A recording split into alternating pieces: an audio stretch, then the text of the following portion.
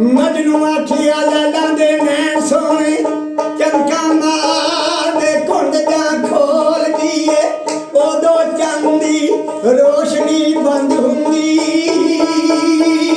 ਤੇ ਜਦੋਂ ਚੰਨ ਵੱਲੇ ਮੁਖ ਮੋੜਦੀ ਏ ਉਹਦੇ ਹੋਠ ਪਾਨਾ ਤੋਂ ਬਦਲੇ ਵੇ ਤੇ ਉਹਦੀ ਧੌਣ ਕਲਰੀ ਮੋੜਦੀ ਏ ਤੇ ਲਾਲ ਕੋਲ ਦਾ ਟੁੱਟਦਾ ਇਹ ਮਨ ਸਾਰਾ ਤੇ ਜਦੋਂ ਬਾਗੀ ਅੰਦਰ ਲੈਲਾ ਬੋਲਦੀ ਏ ਜਨਾਬੇ ਦੀ ਕਿਸਮਤ ਦੀ ਗੱਲ ਹੈ ਇੱਕ ਲੈਲਾ ਨੇ ਸਹੇਲੀਆਂ ਲੈਲਾ ਨਾਲ ਸ਼ਿਕਵਾ ਕਰਦੀਆਂ ਮਜੀਦ ਮਮਦਾ ਤੁੰਬੇ ਵਾਲੇ ਆ ਚੱਸੇ ਜਵਾਬ ਕਰਕੇ ਦੱਸਦੀਆਂ